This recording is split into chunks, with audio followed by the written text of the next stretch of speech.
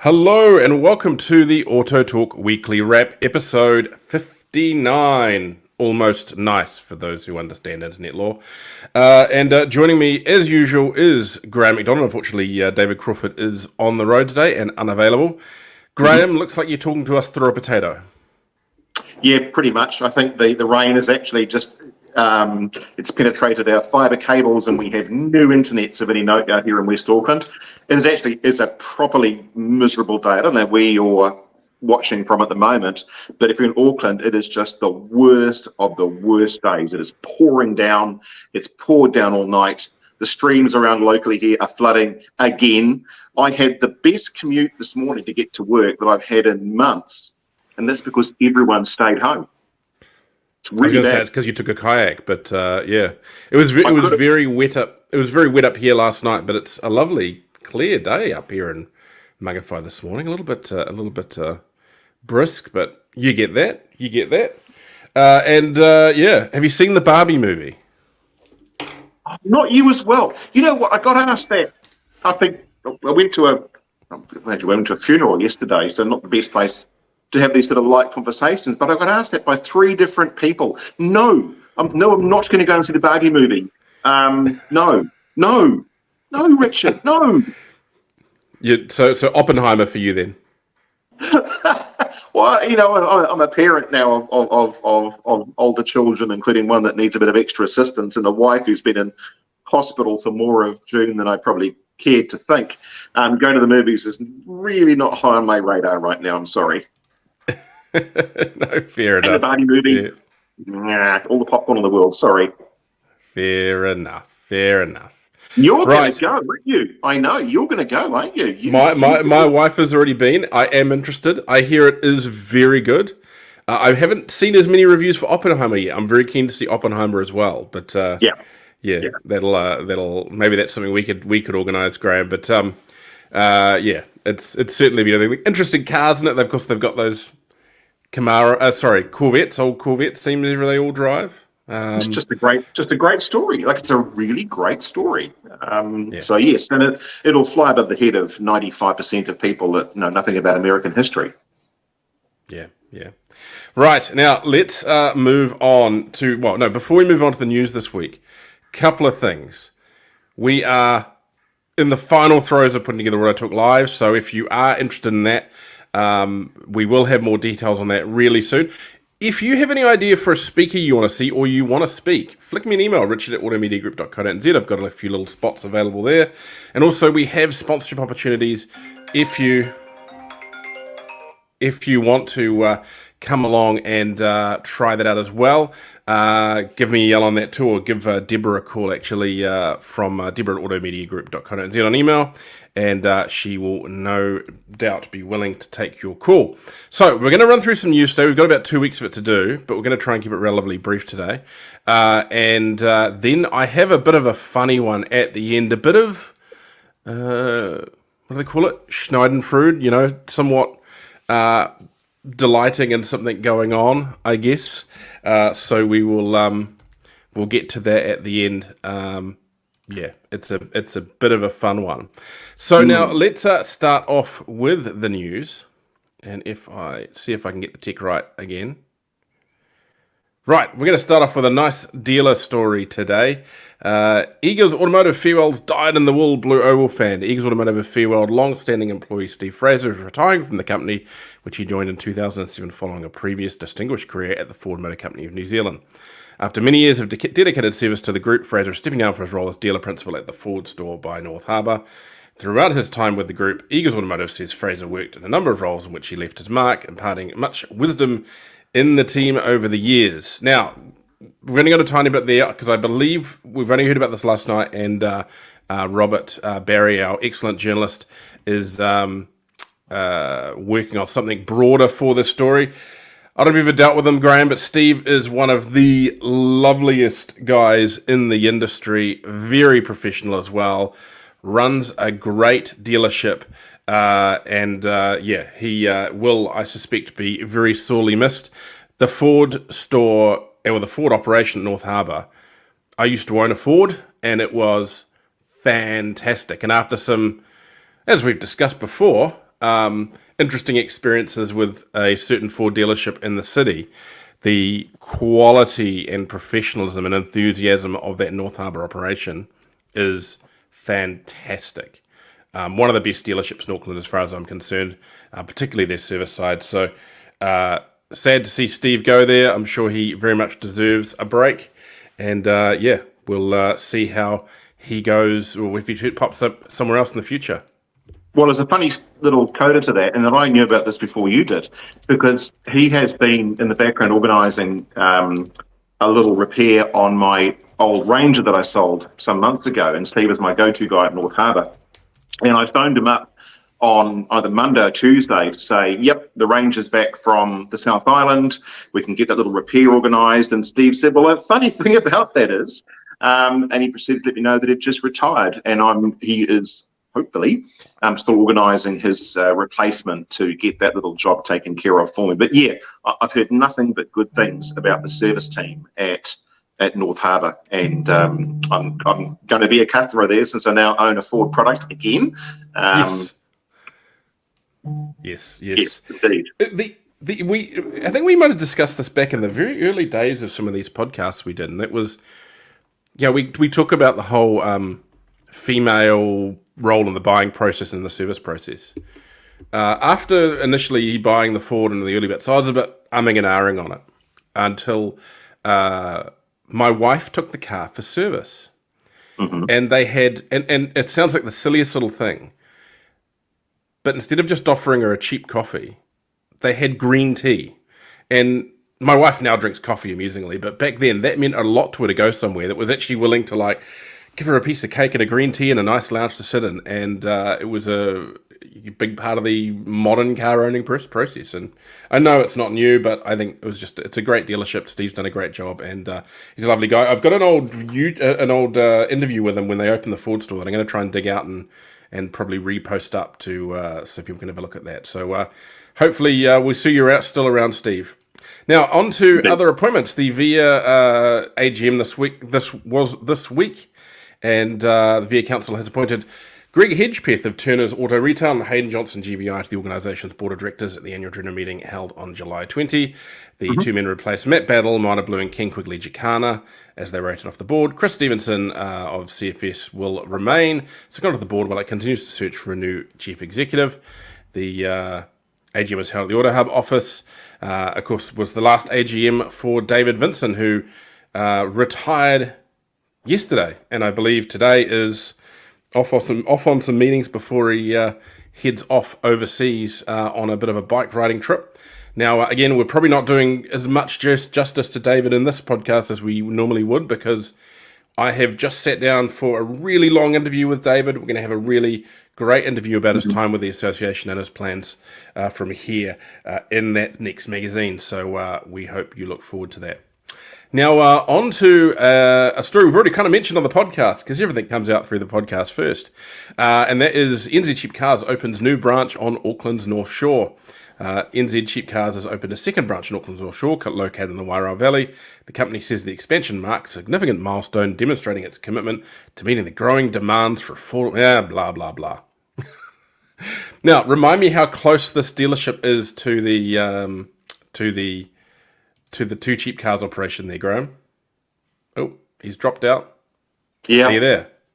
I'm getting terrible reception here, and this is on my cell phone as well, because I couldn't get anything out on my laptop, so I'm catching 50% of it, I'm sorry. That's okay. Can you remind me how close the new NZ Cars dealership on the North Shore is to the Two Cheap Cars Wairau dealership? As close as it's physically possible to get. Now, they actually share the same driveway, the same road frontage. It's just that one is in the front of the road, one's towards the back of the road with the signage. It's like, that's a wee bit obvious. I think if you mentioned right, so NZ New Cars is behind Two Cheap Cars. Is that right? Yeah, they do. So, but they both share an entrance off Hillside Road. So, NZC is on the front with a degree of road frontage, but the driveway you have to use to get into NZC is the same driveway that they've now got to use for cheap cars. I just lose track of all the acronyms here, Richard, honestly. So if we zoom in, So I'm guessing NZ Cheap Cars is there and Two Cheap Cars is there. So where the cars are parked, that's the current site of Too Cheap. And the bit behind that has no cars on it in your Google view, that is now full of cars, and the driveway entrance for both is on that left-hand side of all those parked cars. It's not off Hillside Road itself. You've got to go down. It's just the worst possible scenario for Too Cheap Cars, I suppose. Eugene Williams. Eugene Williams and Michael Zhang, you have a wicked sense of humour. Yeah, that is a real masterstroke, and it sort of harks back to the old days when Eugene was putting up billboards on extolling the virtues of the cheaper cars versus the competition on billboards that were overhanging other prominent competitive dealers' sites. It's just the old game played all over again. Yeah, watch this space. Battle on. Right, on to the next one. Auckland man convicted for issuing unlawful warrant of fitnesses. The Wakatahi NZ Transport Agency has prosecuted the director of an Auckland inspecting organisation who dishonestly accessed the motor vehicle register. It's the first prosecution of its kind since the Wakatahi Regulatory Services Safer Vehicles team was established in 2019. Of course, that was out of the repercussions of a case of several faulty inspection things, particularly around one inspector that ended up in a fatal accident, unfortunately. Auckland Brett Wayne Robinson pleaded guilty to one charge of dishonestly accessing the motor vehicle register after he misrepresented himself as a person qualified to carry out warrant of fitness inspections. He was sentenced to 8 months home detention plus payment of various costs. Mr. Robinson was never appointed by Wakatahi as a vehicle inspector and was issuing WAFs using the details of a vehicle inspector who was no longer working at his inspecting organisation. He should have a 900 WAF, that's over 900 vehicle owners and their passengers and anyone travelling the same roads as these vehicles who had their safety potentially put at risk. Yeah. It's an interesting one. Well, now, I actually think the interesting... Pardon? I was saying, without need to paraphrase it, man got caught doing bad things, man got just desserts. Yeah. I think the interesting thing with this is that it doesn't seem like they were able to charge him with actually issuing dodgy WAFs. They've only charged him with accessing the computer system when he wasn't authorised to do so. Well, no, I take it another way. I think that accessing the register is actually may carry a greater penalty than issuing dodgy warrant of fitnesses. And I don't know what the legislation is around a warrant of fitness issuance, but the way I read the access to the register these days, particularly given there were concerns a number of years ago about gangs using it for unlawful access. There was a case in South Auckland where I think it might have been the headhunters used it to actually access the details of somebody that owed them money for a drug debt and literally found the person, found their car. And so the whole thing's been tightened up. I think there's probably a greater penalty that they have access to through that course of action rather than merely incorrectly or unlawfully issuing a warrant of fitness. Yeah. Right, on to another one. Another retirement. Geneva Managing Director announces retirement. Geneva Finance Managing Director David O'Connell has announced he will retire from the business effective August 11th, 2023 to pursue personal business interests and spend more time with his family. He served on the Geneva board since February 2020. Malcolm Johnston who has served on the board since 2020, will take over as Managing Director for an interim period as the board walks through various options. O'Connell has been at the helm of Geneva since the company was in moratorium 2008, so kind of when it was getting over the last financial crisis, and has steered the business to where it is today. Geneva is in a very good place with a strong executive team in both the insurance and lending operations, in particular now experiencing very good growth. He's done a great job there, taking what was a bit of a mess at the time in the after the last financial issue and coming through to now. I think Geneva was an interesting one. It actually survived the last finance crunch as it was. I don't know if you recall, this appeared in the news a few times because it owned its building. It actually owned its building on Pacific Rise, and it was able to basically cash out as a way of surviving, ultimately. Interesting to see that bricks and mortar saved the finance company. So, no, look, they have a great operation. They are growing very fast. I know at one point I heard someone say they were hiring a person a day. Certainly, I'm sure they're very much enjoying this world at the moment where people are borrowing from finance companies rather than sticking it on the mortgage, so to speak. As long as it's sustainable, and I don't mean to sort of be the voice of gloom and doom, but that's the thing. We see these boom periods, and then I worry a wee bit that we over-engineer ourselves for growth that's not sustainable, or for that matter, an economy that's clearly at the moment having a few issues as to whether that manifests itself back against the ability to actually repay those loans over the next year or so. Yeah. Right. Automotive roles must be added to the green list. MTA, the government's recent immigration announcement, deals a heavy blow to the thousands of Kiwi automotive businesses already struggling with dire skills shortages. So says the Motor Trade Association, explaining that changes to the skilled migrant category, introduced as part of a broader immigration reshuffle, carry significant potential repercussions for New Zealand's automotive industry. Regrettably, the government's decision to overlook Level 4 qualifications leaves Kiwi automotive workers at a distinct disadvantage, the MTA adds. Automotive workers are highly skilled professionals. They complete rigorous apprenticeships and achieve specialized qualifications. It's unfair that they are deemed unskilled by authority, says the association. This is due to the government's new policy that mandates Level 7 qualifications or above or employment within a registered profession to be considered skilled and get 3 of the 6 points needed. Professions such as plumbers, builders, and electricians have recognized. Sorry, my phone is going crazy here. Have recognised skilled residents pathways via professional registration, while automotive workers are left without a similar opportunity.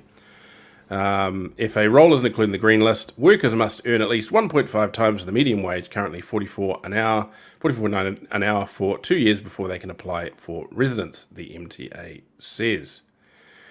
Basically, they're right. They're absolutely right. Yeah. It's too hard. I don't know if you have a different opinion from me, Richard, that the industry is almost, it's not quite paralysis, that's probably a little bit too dramatic a word, but there is just such a massive shortage of people. And we're talking about trades here, not so much at the dealership level, but trades, warrant of fitness inspectors, compliance inspectors, workshop technicians, service front of service technicians. There's just nobody to fill the roles. And all the talk about, training and apprenticeships, I've got to be honest and say the roles currently aren't sexy enough to get people to bring enough people that are already here to appeal to go through the training process. There's just too many other things on offer.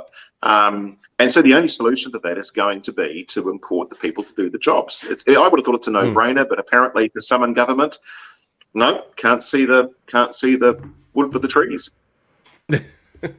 Yeah, I mean, look, I do think at times the industry could invest a little bit more in training and so forth, but you can't put the cart before the horse, and that takes time. That's the reality. And we need those people in there just so you've actually got the ability to train someone. I mean, you almost need someone to train someone, if that makes sense. So, yeah. Well, so you need exactly. There's not enough trainers either. But again, I come back to you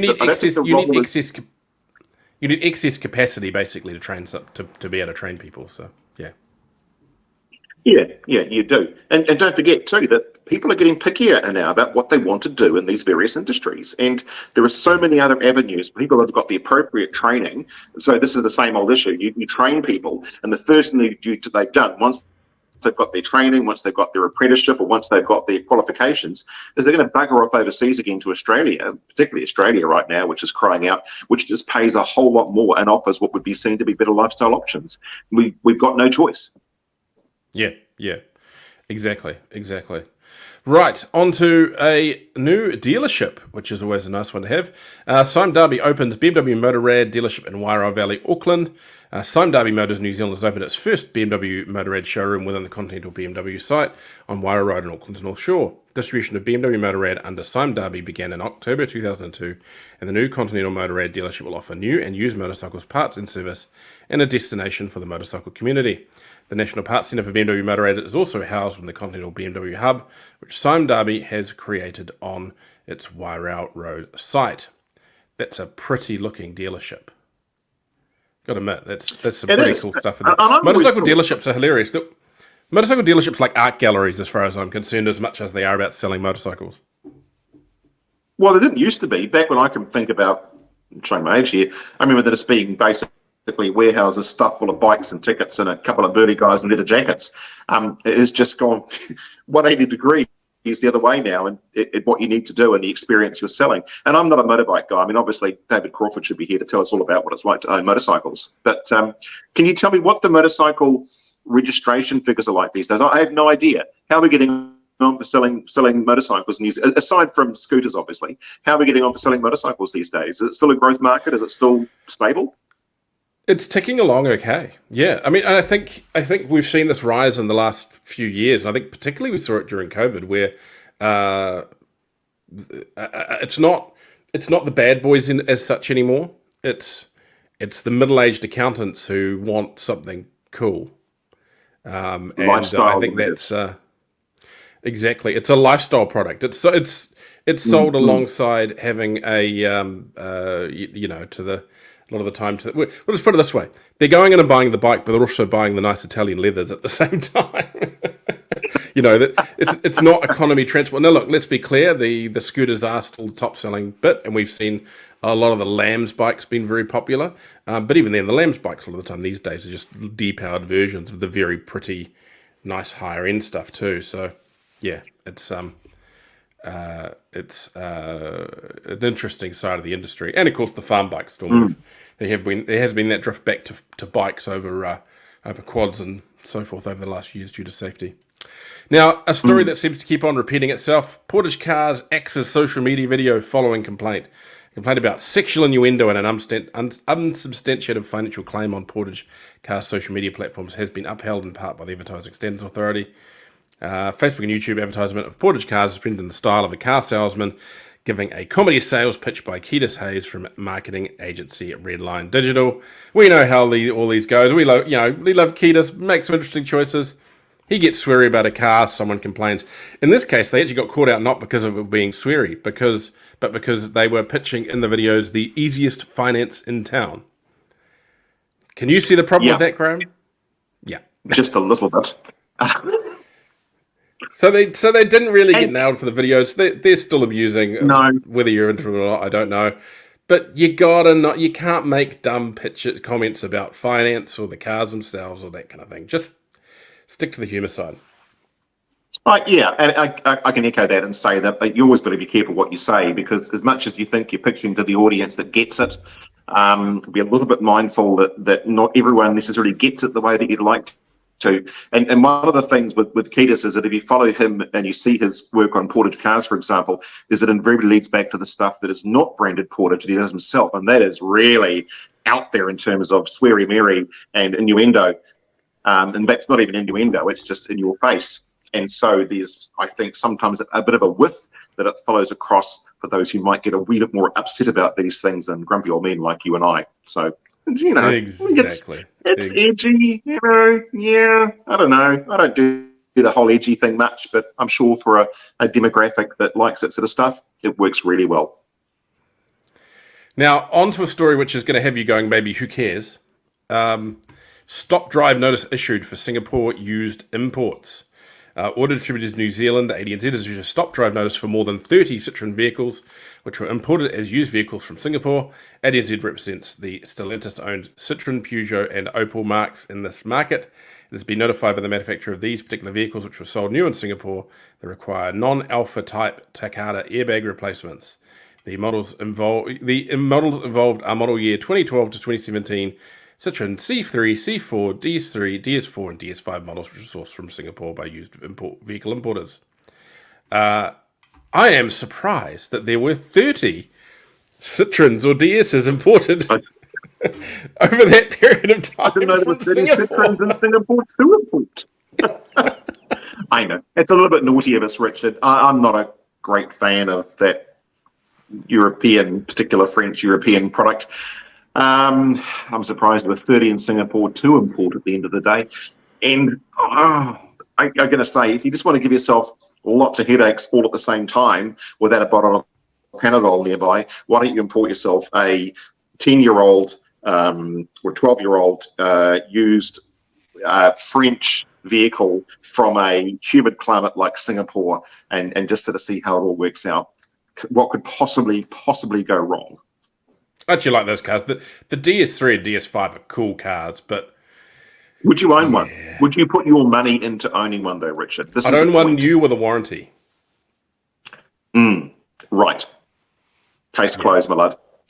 What I'm really surprised about is that we're still finding vehicles that don't have, do have the incorrect Carter airbags fitted to them. I mean, this is years out now from that raising its head, and we're still finding them. Yeah, yep. Get them sorted, people. Get them sorted.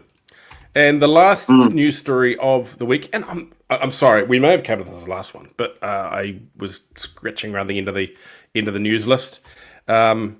Disputes Tribunal hearing set over faulty Audi RS4.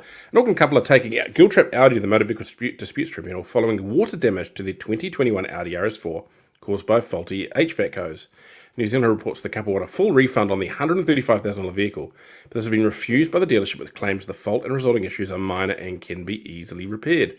The fault led to corrosion, damaged electrics, and mould, and the car has since been flagged as water damage by the NZ Transport Agency Whakakotahi. A spokesman for Guiltrap Audi told the Herald the company was committed to working with the couple to resolve the matter, and both parties have agreed to put it before the Motor Vehicle Disputes Tribunal. Now, I think this is a weird one, and I'm not a dealer, but I don't know why the New Zealand distributor of Audi, when they've sold a car that was less than 2 years old, and the thing is wet, and if the evidence I've seen is to be believed, water's gotten into things like the seatbelt pretensioners, there's mould in the carpet, $135,000 vehicle. I mean, that's a dangerous one to say yes to, and a dangerous one to say no to.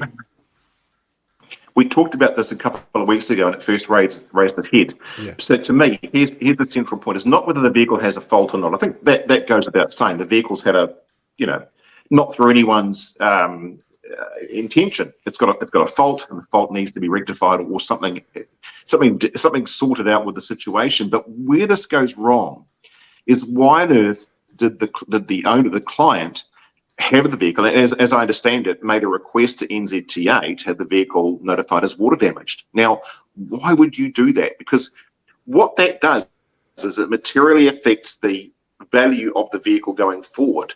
And if you think about it, when it comes to the tribunal awarding rescission of a transaction, so hand the car back, if the vehicle has been damaged by the consumer during the time of ownership, that option is normally not available because the vehicle cannot be given back to the dealer in the material state that it was before they purchased it, with or without the damage that's been done as a result of this particular defect happening. And flagging a vehicle as water damaged puts it into that category. It changes materially what that vehicle actually is. And there was no intention by, in this case, the dealer agent to have that flagged. They haven't initiated that. The client's done that without consultation to the dealer that they were negotiating a settlement with. I can't help but thinking, like often is in these cases, there's always more to the story than we see. And whether it's someone's got because you wouldn't, there's no reason to do that when you're in the process of negotiating a settlement. There's other than you've got the yips, or you are being deliberately difficult to try to put some sort of financial arm over somebody and saying, if you don't pay me out tomorrow, I'm going to have the vehicle flagged as water damage. We don't know the details, but there's something in there that's not right. Something smells, and it's more than just moldy carpet. Yeah. It's a weird case. I also see the point of view, though. I mean, if this is a 2-year-old car and there's been water in some of the safety systems, I'd be panicking too. So it's a tricky one. We will see how that one goes. You can panic, of course. They've got every right to panic. That has to get resolved. But it's not the client's role to overstep that, to have the vehicle flagged as water damaged if you're in the process of trying to negotiate handing it back. Why did they do that? What possible reason could there have been to do that without consultation with the dealer? We will find out when it goes to the tribunal, I suspect. Well, I don't think we will, because we often don't hear the background to these cases, the real stories behind why these things happen. And it's a bit like, court cases where you hear, little Johnny and his friends turn up and, he's actually a really good boy. He didn't mean to do that, didn't mean to throw the rocks at the passing cars, and he's going to be a good little boy later on. And the judge just sits there and nods and says, I agree with you. You know damn well the guy's a ratbag. but you don't hear the background story behind it. And this, I think I think we're stepping off into a whole whole different area now. I'm trying to make a connection here between there's stuff behind the scenes that Yes. we will never get to know about. This one smells. Yeah. Something's wrong somewhere. Yeah. Now, speaking of something that smells, and this isn't on the website yet, I'm working on a big magazine story about it. Have you seen all those ads on social media for those companies that are giving away cars and they're like, buy your entries now and join up, you get great member deals, blah, blah, blah. And they've usually got funny names like Slapper or JLRC or Keep It REIT, I think is the original one out of Australia that was operating in New Zealand. Have you seen these? I have, and I've been very much a case of what's going on. Yes. So what is going on, Richard? So I've been keeping an eye on these for a very long time. I was working on a story with one, on a couple. Stranger had a chat with Ketis recently because he'd done some work for some of these companies and quite wisely got the heck away from them. One of the ones I particularly was watching was one called Jones, what was originally called Jones Motors or Jones Motor Company out of Christchurch. They now run under the name JLRC. Yep. And I originally looked at them because he actually had listed on their website that they were a motor vehicle trader with like 20 years experience, and how a 25-year-old guy has 20 years experience as a motor vehicle trader was beyond me. I'm assuming he's probably counting up the age of his cars or something like that. I don't know. Or his dad had something. I don't know. Maybe he bought a lot of Hot Wheels like me. Sorry? He bought a lot of Hot Wheels as a kid like me.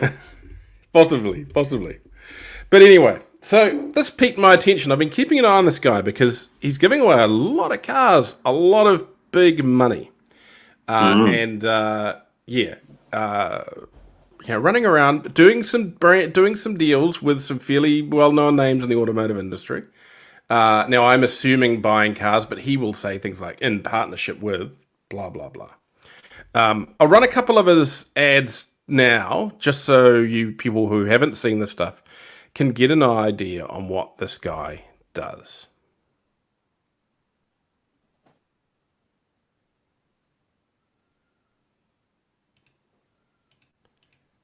Apparently that's not going to play. I hope that's going to play. No, apparently it doesn't. So that's annoying. I'll try this one. Hang on. There's been a lot of them, though. Look, technical stuff. So basically he'll stand there and he'll go, we've got this car, get in now. You can take the car, or you can take $70,000 cash, whatever, so on and so forth. All very hyped, all very social, all very wonderful. And what people do is they basically jump on and they buy these memberships to their club where they can get discounts and all kind of stuff. What it is it's a raffle with extra steps to avoid being regarded legally as a raffle. And they've done some big stuff lately. Like they gave away a 300 series Land Cruiser. And their latest one is they're giving away a house. They're doing a brand new house at a Christchurch. So, and this is probably not going to work, but I'll give it a go anyway. He posted a video the other day, or yesterday actually, and it's not working because of, I don't know why. Basically, and you'll see it down there, he's not looking happy and it says not a laughing matter. He got raided by the authorities. And he had all his cars seized, all the prize cars. The prize house, I believe, has been seized. I did some research. Some of their recent prize car giveaways that were already supposedly in the hands of of winners, though whether I suspect many winners actually get their cars is beyond me. I'm not entirely clear on. MB has, under the Proceeds of Crime Act, put seizure orders on, or put caveats on, including the poor chap up from Whangarei with his Land Cruiser 300 series. He has had everything taken as proceeds of crime, and is now basically under investigation. He's saying it's all legal and he's got all the lawyers, but it's going to be interesting to see. So pride come before the fall on this case. Lots of hype. Well, sounds like going to be a huge mess to unwind, isn't it? Look, okay, so if he's... MB MB or the police are going to have an awful lot of really interesting cars to sell. Yes. Well, the difficult part of this, as always, is the people that lose out are those that have taken an opportunity that they saw and they felt it was legitimate enough to put their money into the tin for whatever reason, and are either out of pocket now for prizes that they are no longer able to obtain for lotteries or raffles that are not going to be drawn, or worse, have obtained what they believe is ownership to a product that they haven't yet received, that they've won, or even worse, they've got the product, like the guy with the 300 Series Land Cruiser sitting in the driveway about to be snatched. And we know that invariably the money left in the pot after these things run well is never the same sort of money that went into the pot at the start. So someone's going to lose, and it's always the poor schmo at the end that put the money up to start with. Oh, absolutely. It's yeah, it's such a it's a sad thing, really, because let's be blunt. As nice as these things are, this has been set up to target people who probably can't necessarily afford these entries. And if you go through the comments, you can see that it's comments. It's like, oh, I've got to spend $300 in entries, blah blah blah, and it's sad. And there's parts of you like, this is just the government stifling some young guy with a good business idea. It wasn't his business idea. He stole it from overseas. And the reason why those raffles and all those competitions are regulated, I believe as he said, they're going in for running an illegal gambling operation, is because there's controls in place on the legal regulated ones. So you have things around ensuring no problem gambling. You have things around making sure that you actually give away the prizes that you say you do. So yeah, an interesting one there. We will follow it, no doubt. He kind of trapped himself in me getting interested by calling himself a motor vehicle trader all those months ago. So yeah, and was an it interesting one? I don't know. Did you track down? Is he? It is unclear. Is the best I will say at the moment, because there are multiple entities, and him directly, I don't believe so. But hard to say. I've done some searching. I've got some more searching to do, and I'd rather not say until I've got my kind of full answer out, if that makes sense.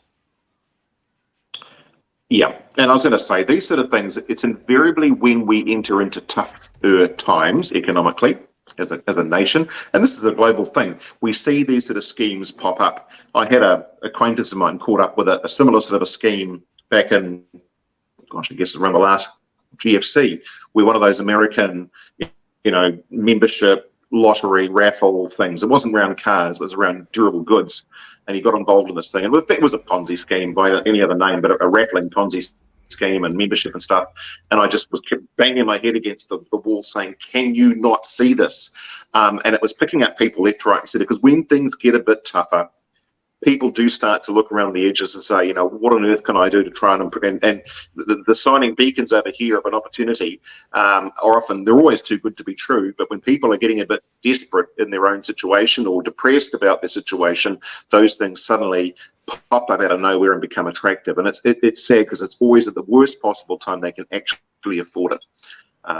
People take advantage of it. Exactly. So look, who knows? Look, we're not going to say he's guilty. Who knows? He may be entirely legit, and this may all just be the government being wrong. I don't think so. So we'll see. Well, anyway, I'm going to start aqua raffles tomorrow, if you're wondering. No, sorry. Right, now let's call on the podcast for today. Nice shorter one because I'm quite busy and we've got a few things to do because we're going on a roadie. So Graham and I are jumping in a Stang on Sunday, a Mustang. No, we're not. No. I'm jumping in my Mustang and I'm going to meet you in your, what is it, Richard, again? Sorry, just refresh me again. It was a Mustang.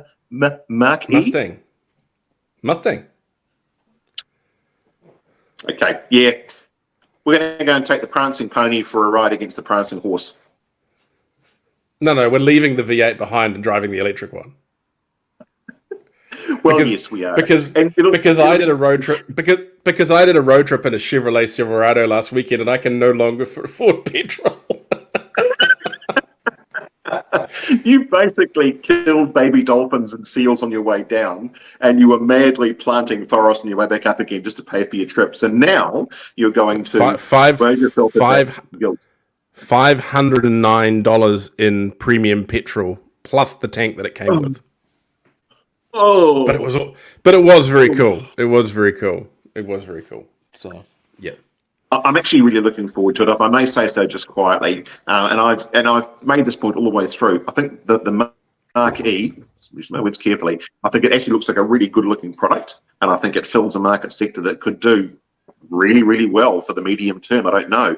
My only issue has always been that I'm a bit of a traditionalist, and I quite like the fact that the Mustang name, represents something that I'm not so sure about this particular product, but I'm really keen to try it and probably end up being quite enthusiastic, I imagine. Did I mention it's the entry level model?